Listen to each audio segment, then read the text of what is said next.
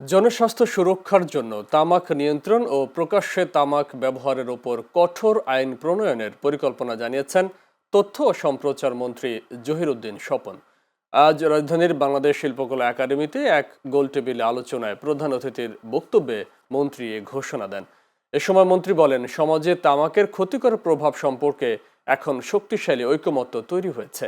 তাছাড়া সরকার তামাক নিয়ন্ত্রণে প্রয়োজনীয় আইন ও নীতিমালা শক্তিশালী করতে কাজ করছে বলেও জানান তিনি।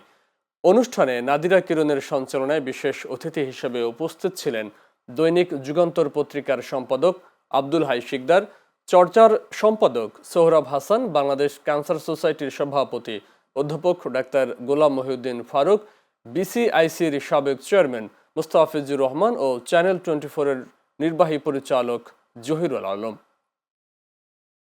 ধূমপান ও তামাকজাত দ্রব্য ব্যবহার নিয়ন্ত্রণ সংশোধন অধ্যাদেশ 2025 ডিসেম্বরে এই অধ্যাদেশটা জারি হয়েছে। এখন এটা আলোচনা হবে। আমি ব্যক্তিগতভাবে প্রস্তুতি নিয়েছি যে আমি এই আইনটাকে নামকরণ করার জন্য প্রস্তাব করব সংসদে। ধূমপান ও তামাকজাত দ্রব্য প্রকাশ্যে ব্যবহার নিষেধ,